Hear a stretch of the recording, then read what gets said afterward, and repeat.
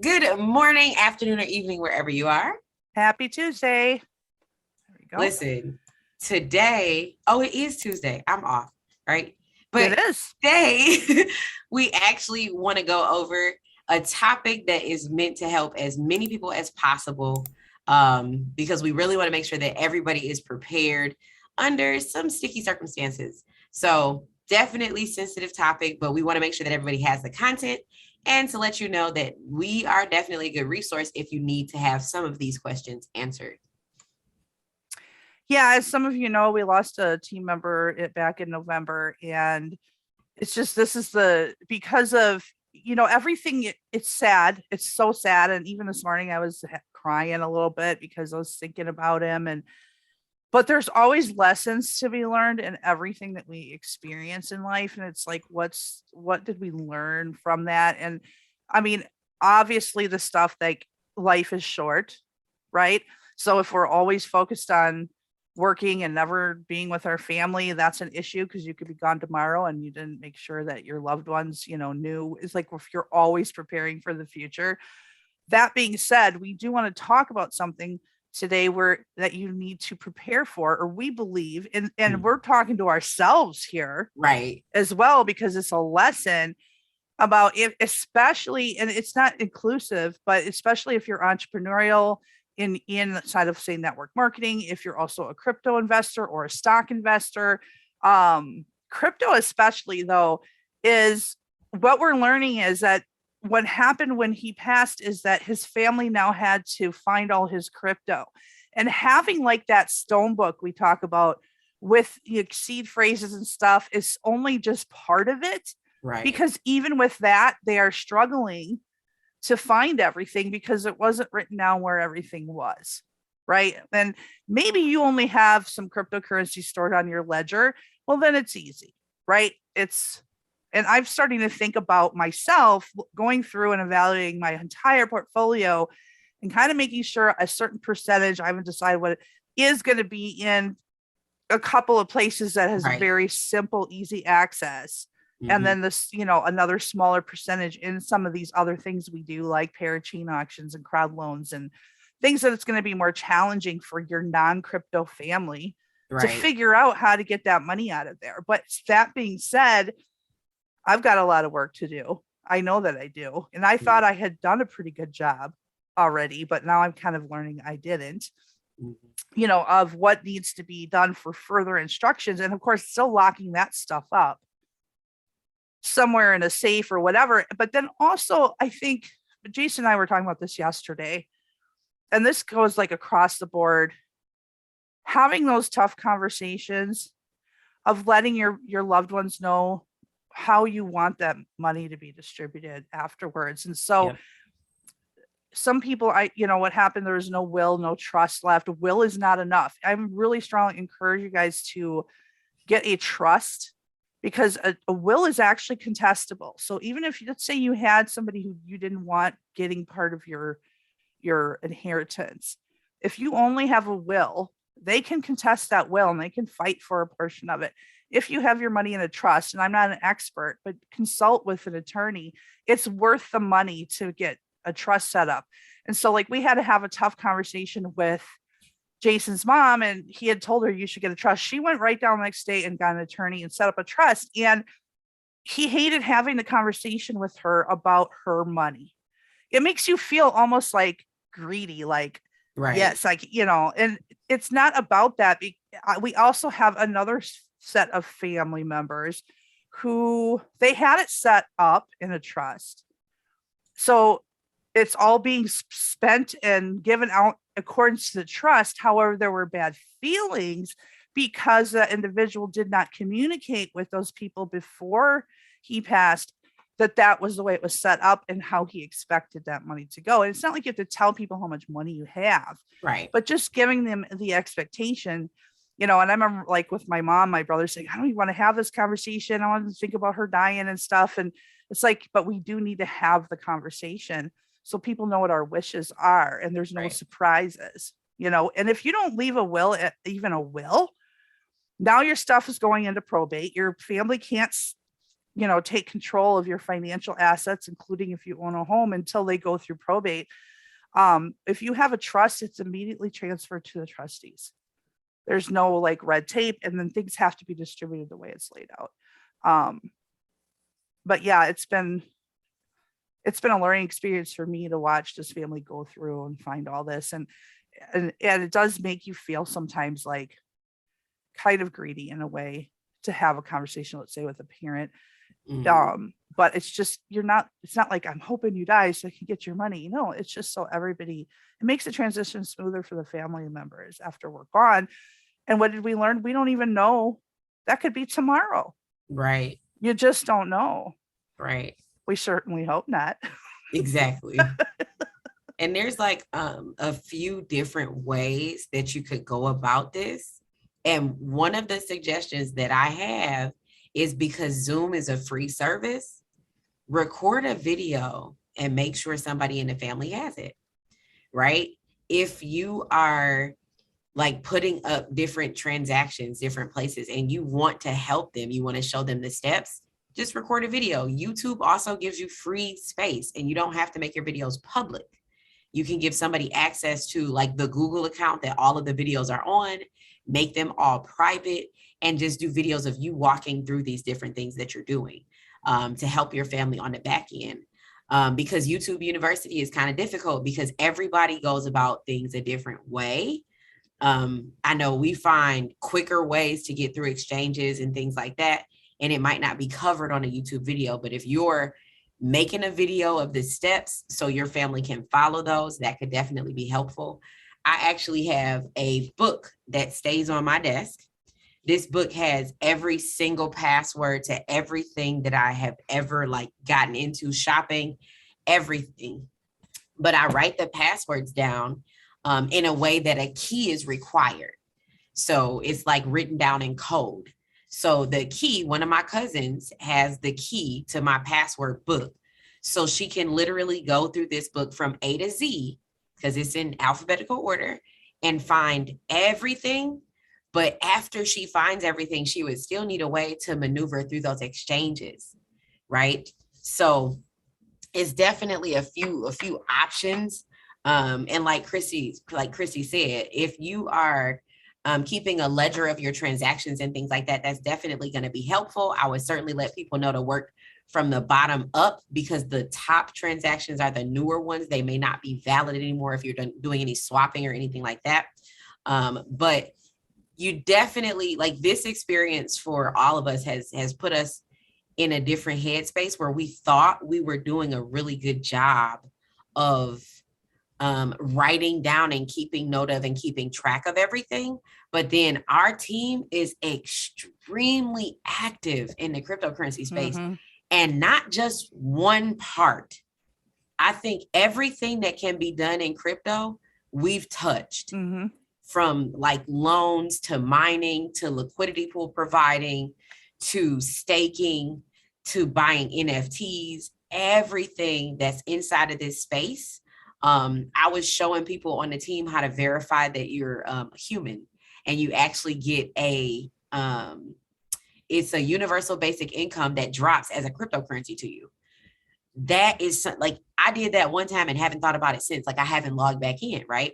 So even us, like, there are things, I found a nice amount of money the other day that I had forgot about. Right. And I was the one that did it, right? So writing down like all of the passwords and things like that, and giving somebody access to those accounts, somebody that you trust, that you love, that is going to actually follow the trust and putting that trust in place to make sure that they have no choice, right? But just getting things organized is going to benefit the family in the long run, because this was definitely a heart-wrenching experience where we have to like help go through notes to help decipher things because we understand, right? So yeah, it's and this is not just for your cryptocurrency, but for all of your investments, anything that you have that is an investment, especially as an entrepreneur. It's not like you're leaving a 9-to-5 and then it just goes over, right? It's not like there's, what do you call it? When you're part of a union and something like that. And afterwards, I can't remember what it's called. Yeah. Now that you can't remember what it's called, I'm going to also have a brain fog. It's going to come to me because I get it. Because when my dad passed, he was part of a union for construction workers. So I actually have like a thing that comes in every month, but I can't remember what it is. But yes, like when stuff like that happens from your jobs, that you have something that goes over for spousal support or for your children or something like that, being an entrepreneur isn't that simple. It's not cut and dry like that. So you definitely, although you are trying to build your fortune, you definitely want to build some contingencies just in case you don't get a chance to meet the goals that you set, right? And even your network marketing businesses, you know, if you have, especially if you have more than one, when we had a team member years ago have a heart attack, his wife was calling us. He was in the hospital laid up. How do I get in all his accounts? And we didn't feel comfortable not knowing. I know that's wife, but it's like, he's not dead. Okay. Right. It's like, should we, you know, we'll just tell you where they're at. We don't know his logins and passwords. So it's like, you know, because a lot of times we have different tools and things. And so she wants, because she, I don't even remember why she wanted to get in. It was something to do, I think, with some kind of insurance claim with the income. She was trying to find all the different income sources, but you have the, like, your logins for those things. And then I think it's a good idea to have one sheet of paper or whatever, the first page of a notebook, or the maybe it ends up being 2 pages because you're in a lot of stuff, where you just do a short list with no instructions, so they know which all, and then you have all these other instructions either on video, like she's saying, or written out or whatever. But it's like, here's all the things you're going to need to log into. Right. Coinbase, Binance, Parachain stuff here, you know, you could put it, this is on the Exodus wallet, right? Or this, you know, whatever, but just a short kind of a checklist. Yeah. In one page, so they can go through and know that they've gone through everything. Then they can go later in the book or on the videos and find the instructions of how to get it in and out of it. I mean, we have things that money is staked and we can't even get the money out right away. Exactly. So if I were to pass away today, my husband would be collecting that money later. Right. But he doesn't know if I don't tell him, right, that that's the case. So like, it's not even enough just to give him my seed phrases and my logins. He needs to know that, you know, what's in there. Distribution time frame and things like that. Yeah. Right. So it's just like, you know, for us, like now I want to go back and just go through everything. And we even laugh because she just said there's money she forgot she had. Same thing has happened to several of us. Like, ooh, I forgot about that. Airdrops, the parachain auctions don't give you your money up front. Some of them distribute over 365 days. Like some of our, like Prissy was saying, some of our coins are staked for 366 days. And, you know, so it's definitely, this experience definitely put us on notice that there are a few things that we kind of need to beef up on, you know. I do want to, this is nothing to do specifically with this, but I guess it could play in. Like, I discovered this morning in my Coinbase wallet, which we do not use anymore, except for I've got a few coins left that I can't move. Yeah. A fake money in there worth $6,000. And because I go in there, I'm like, I didn't leave this much money. I've only got a little bit left on there because I'm trying to get everything off. Right. And I look, and like, I'm looking at it right now. Your balance is on the Binance Smart Chain Network. So they want you to click that and do a login and all this, right? And it looks like a lot of money. Yeah. And your family member's not going to know, right, about some of those kinds of things as well. So if you know, detailed records, I think, are a pain in the butt, but super important. Mm-hmm.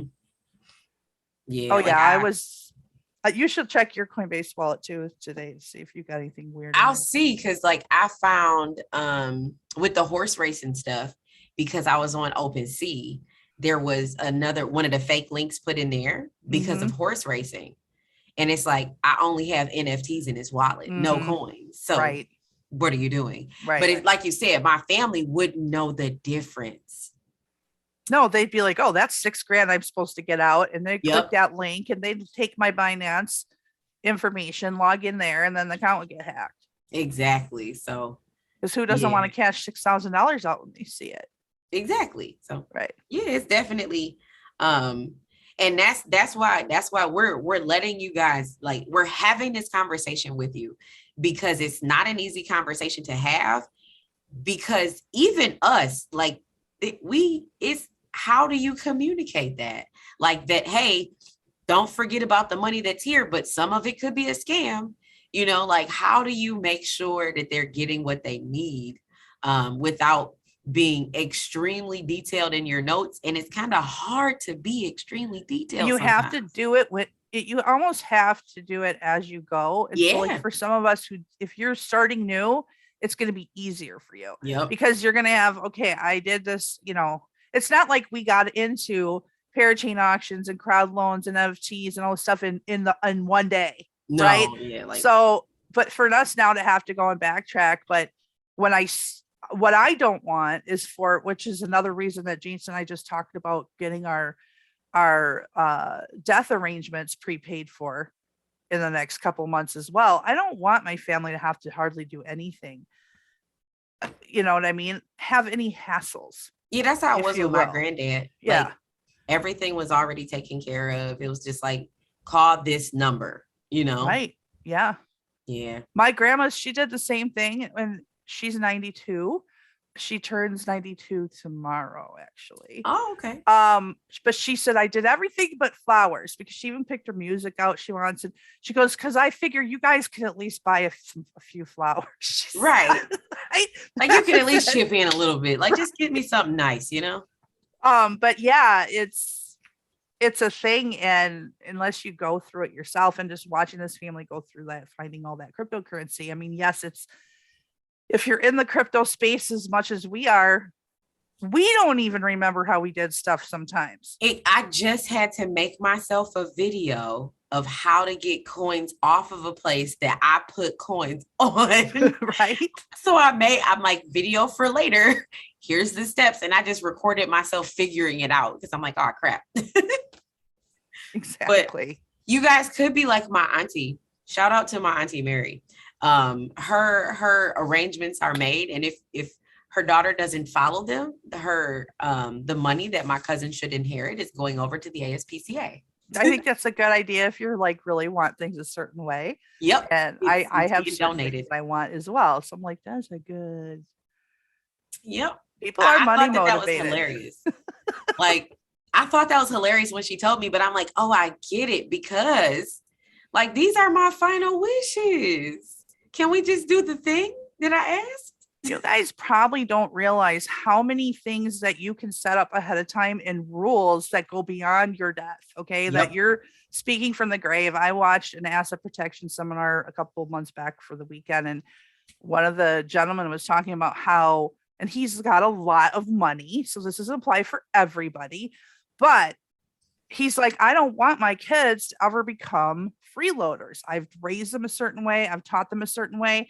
He's like, so the amount of money you get every year out of the trust is equal to the amount you earn on your own in your own life. So that if I've got one of my son wants to go out and be a hermit on some island painting pictures, fine, but you're not going to do it on my dime. Yeah, it's going to be a match of whatever you make. Right. And I'm like, I didn't even know or think of doing something like that. And so you start like educating yourself. It's like, because we have 7 kids and we have an interesting situation as well, and I won't get into, but it's like, how do we be fair? But also, we don't want the money pissed away after it gets exactly. It's like I did so much work for this, and my intention was to help for everybody's future. So I don't want it to get squandered.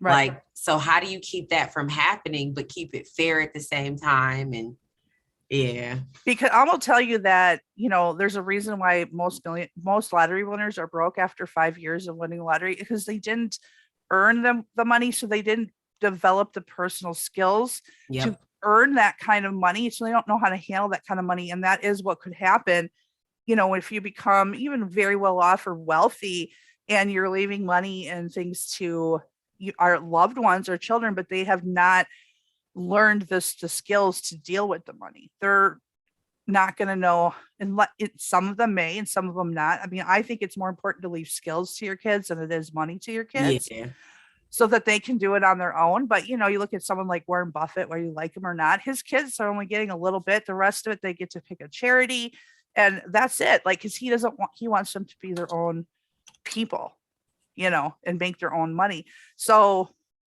I'm like really, really want to see like Junior. That's why I open the silver in front of him, why we do it together, right? Why he can pick out M's and W's on the chart and that kind of stuff. Because that's more important to me than leaving him money. But yeah, I mean, that's just, I didn't like, it's interesting what you can do that you didn't know you could do. Like you can stipulate exactly how that money is to be distributed. Yep. With a set of rules. I thought my auntie was nuts until I was like, oh, that's kind of smart. I think it's smart as well. I want to be cremated, but I do not want to sit on someone's mantle. So I may put that in there. If you want to be like spread out. I just want to be dumped somewhere. Oh, do you know where? No, I don't care. Oh, yeah, I do not care. I'm not sentimental, and if you know me, I don't want a funeral. If you guys all want to get together or whatever, fine. But in my real world, I don't want a birthday party. So like, why would you disrespect me in my death? Oh, you don't do birthdays? I don't do birthdays. No. So yeah.